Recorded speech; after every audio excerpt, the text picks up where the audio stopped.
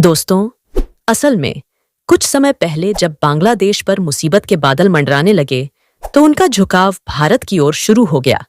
एक तरफ अडानी ग्रुप द्वारा बांग्लादेश को बिजली सप्लाई की जा रही है, जिसका बिल जब बांग्लादेश को प्रस्तुत किया गया तो मोहम्मद यूनुस के होश उड़ गए।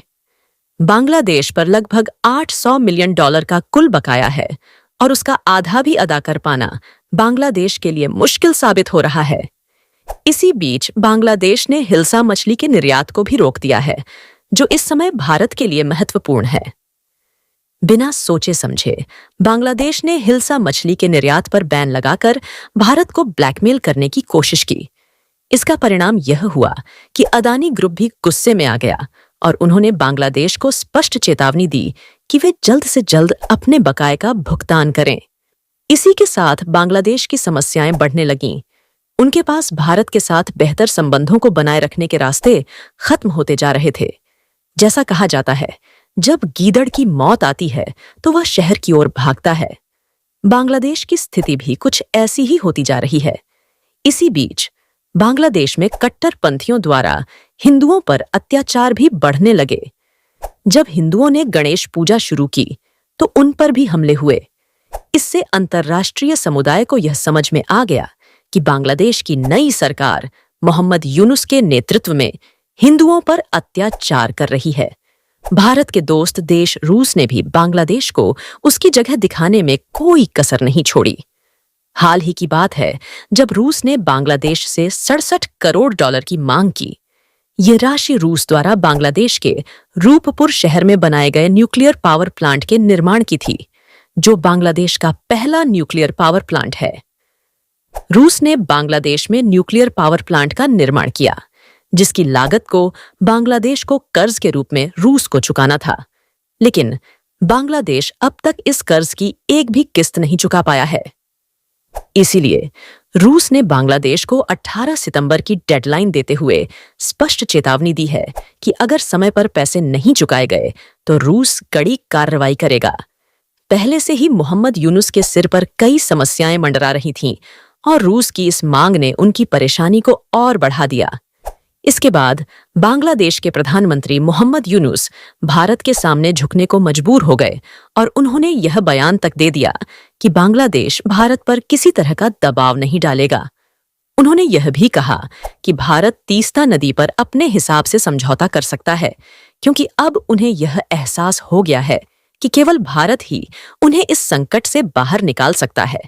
लेकिन अब जो ताज़ा खबरें सामने आ रही हैं, उन्होंने यह साबित कर दिया है कि बांग्लादेश की नीति अस्थिर और अविश्वसनीय है। 2 दिन पहले ही उन्होंने भारत के साथ सभी संबंधों को बढ़ाने की बात की थी, लेकिन अब उन्होंने भारत के खिलाफ जहर उगलना शुरू कर दिया है। अब बांग्लादेश ने भारत के आंतरिक मामलों में हस्तक्षेप करना शुरू कर दिया है। दरअसल बांग्लादेश की इस्लामिस्ट पार्टी ने पश्चिम बंगाल की मुख्यमंत्री ममता बनर्जी को धमकी दी है कि वे अपने राज्य को पूरी तरह से प्रधानमंत्री मोदी के शासन से आजाद करें। इसका मतलब यह है कि बांग्लादेश पश्चिम बंगाल पर अपना अधिकार दिखाने की कोशिश कर रहा है और इसे बांग्लादेश का हिस्सा बनाना चाहता है। अगर आप इस नक्शे पर देखें तो पश्चिम बंगाल और बांग्लादेश की सीमाएं आपस में जुड़ी हुई हैं। इस कारण से बांग्लादेश की तरफ से ऐसा बयान आना भारत के लिए बेहद चौंकाने वाला है। इस बयान के पीछे बांग्लादेश की नई सरकार, खासकर मोहम्मद यूनुस का हाथ होने की आशंका है। यह स्टेटमेंट जसीमुद्दीन रहमानी नामक व्यक्ति द्वारा दिया गया, जिसे 27 अगस्त को मोहम्मद यूनुस के आदेश पर जेल से रिहा किया गया था। जसीमुद्दीन रहमानी बांग्लादेश के एक चरमपंथी संगठन अनसार उल्लाह बांग्ला टीम ABT का प्रमुख है। वह पहले शेख हसीना की सरकार के समय जेल में था, लेकिन अब उसकी रिहाई के बाद उसने भारत के खिलाफ इस तरह का बयान दिया है।